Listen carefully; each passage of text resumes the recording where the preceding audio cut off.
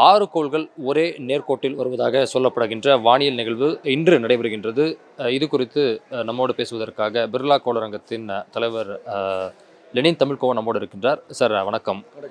இப்போ இந்த வானியல் நிகழ்வு 6 கோள்கள் வரக்கூடிய இந்த நிகழ்வு என்பது எத்தனை ஆண்டுகளுக்கு ஒரு முறை நிகழக்கூடியது? இதனுடைய சிறப்பம்சம் என்ன? இந்த நிகழ்வு ஒரு அரிய நிகழ்வு இல்லை, அறிவியல் நிகழ்வு இல்லை, ரெண்டு விதமாகவும் சொல்லலாம். அரிய நிகழ்வு இந்த சென்ஸ் என்னென்னா, ஒரு சில வருடங்களுக்கு ஒரு தடவை வருது. இப்போ 2023 வந்தது, 19 வந்தது. அந்த சமயத்தில் எல்லா கோள்களும் இதே மாதிரி இருக்கும் அப்படிங்கிறதுல ஒரு சில கோள்கள் 2, 3, 4 அந்த மாதிரி தெரியலாம். இப்போ ஒரு 6 கோள்களும் தெரியுது. இதில் முக்கியமான விஷயம் என்னென்னா, இந்த கோள்களை எல்லாமே நம்ம ஒரே இரவில் பார்க்குறோங்கிறது தான் முக்கியமான குறிப்பு. நேர்கோடுங்கிறது நம்ம கோடு ஸ்கேல் வச்சு கோடு போட்ட மாதிரி கிடையாது. பட் என்னது பார்வை திசைக்கு பார்வை கோணத்தில் ஒரு சாயந்தரம் 6 மணிலேருந்து காலையில் 6 மணி வரைக்கும் எல்லாம் தெரியுது அப்படிங்கிறது தான் அந்த இது. இப்போ செவ்வாய், வியாழன், சனி, வெள்ளி இதெல்லாமே தெரியுது. ஜூபிட்டர், யுரேனஸ் அண்ட் நெப்டியூன் வெறுங்கண்ணுக்கு தெரியாது. ஒரு சக்தி வாய்ந்த டெலிஸ்கோப் இருந்தால் தான் பார்க்க முடியுங்க. இது மக்கள் இப்போ வெறுங்கன்லே வீடுகள் இருந்து பார்க்கலாமா? எத்தனை நாட்களுக்கு இந்த மாதிரி இந்த கோள்கள் மக்கள் இந்த நிகழ்வு பல மாதங்களுக்கு நடந்துக்கிட்டு இருக்குது. ஏன்னா எல்லாமே வானத்தில் இருக்குது. நகர அதெல்லாம் மறையும்.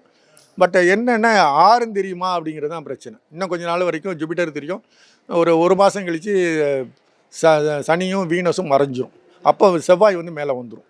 அப்புறம் நிலா மேலே வந்துடும். ஸோ இந்த மாதிரி எல்லாமே மாறிக்கிட்டே இருக்கும். அது வெறுங்கனாலே பார்க்கலாம். எதுன்னு தெரிஞ்சுக்கிறதுக்கு நீங்கள் என்ன பண்ணுங்கள், கூகுள் ஆப்பில் போய் அந்த ப்ளே ஸ்டோரில் நிறைய அந்த இது இருக்குது, ஆப்ஸ் இருக்குது. அந்த ஆப்ஸை எடுத்துக்கோங்க. உங்களுக்கு ஸ்டெல்லேரியம் இருக்குது, ஸ்கை மேப் இருக்குது, இந்தியன் ஸ்கை மேப் இருக்குது. இந்த ஆப் எடுத்து உங்கள் லொக்கேஷனை ஃபீட் பண்ணிவிட்டு, அந்த லொக்கேஷனில் ஃபீட் பண்ண பிறகு நீங்கள் ஃபோனை கேலிப்ரேட் பண்ணணுன்னா கேலிப்ரேட் பண்ணிக்கோங்க. அப்புறம் சர்ச்சில் போய் ஜூபிட்டர் அப்படின்னு டைப் அடிச்சிங்கன்னா நீங்கள் அந்த ஒரு பாயிண்டர் வரும். அந்த பாயிண்டர் அப்படியே நகர்த்திட்டே போட்டிங்கன்னா எந்த இடத்துல ஜூபிட்டர் இருக்குதுன்னு சொல்லிட்டு இந்த ஃபோனுக்கு பின்னாடி இது காமிக்கும். அதை பார்த்துட்டு நீங்கள் ஜூபிட்டர்னு கண்டுபிடிச்சிக்கலாம். பட் இங்கே சிறப்பான அம்சம் என்னென்னா, இங்கே டெலஸ்கோப் வச்சு ஜூபிட்டரை காமிக்கிறோம். அப்படி காமிக்கும் பொழுது ஜூபிட்டரோட துணைக்கோள்கள் 4 நமக்கு கண்ணுக்கு தெரியும். காலிஸ்டோ, அயோ, யூரோப்பா, கானிமைடு அப்படிங்கிறது அதை பார்க்கலாம். சனிக்கோளை பார்க்கும்பொழுது அது சுற்றியில் ஒரு வளையம் இருக்கும், இதையும் பார்க்கலாம். வெறுங்கண்ணுக்கு இதெல்லாம் தெரியாது. இது இந்த நிகழ்வு ஒரே நேர்கோட்டில் வருவதாக சொல்லப்படக்கூடிய இந்த நிகழ்வு இல்லை சூரியன்லேயோ பூமியிலேயோ ஏதாவது தாக்கங்களை ஏற்படுத்துமா? இது வானியல் நிகழ்வு. ரோட்டில் ஒரு பஸ் போகுதுன்னா அது உங்களை என்ன பண்ணுவோம்? ஒன்றும் பண்ணாது. அதே மாதிரி அது பாதையில் போயிட்டுருக்கு. அந்த மாதிரி தான் இது நிகழ்வு. இது ஏன் சார் ஒரே நேர்கோட்டில் 6 வருது? என்ன காரணம்? இது இதற்கான அறிவியல் பூர்வமான காரணங்கள், விளக்கங்கள் என்ன சார்? நேர்கோட்டில் வரலைங்க. அது சுற்றுப்பாதையில் வந்துக்கிட்டு இருக்கு. நமக்கு என்னென்னா, ஒரே பார்வை கோணம், நேர்கோடுங்கிற சொல்கிறத விட ஒரே பார்வை கோணத்தில் ஜூபிட்டரை விட சாட்டர்ன் ரொம்ப தொலைவில் இருக்குது. யுரேனஸ், நெப்டியூன் அதை விட மிக பல கோடி தொலைவில் இருக்குது. அதனால் தொலைவில் இருந்தாலும் நம்ம கண்ணுக்கு எல்லாமே ஒரே வரிசையில் இருக்கிற மாதிரி.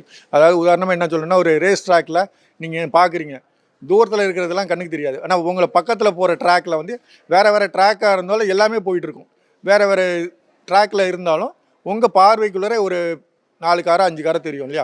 ஸோ அந்த மாதிரி தான் இந்த பிளானட்ஸ் ஒரே திசையில் நம்ம பார்க்குறோம். இது எத்தனை நாள் இங்கே நம்ம ஏற்பாடுகள் பண்ணியிருக்கோம் சார்? இன்னையிலேருந்து சனிக்கிழமை வரைக்கும் 4 நாள் ஏற்பாடு பண்ணியிருக்கோங்க.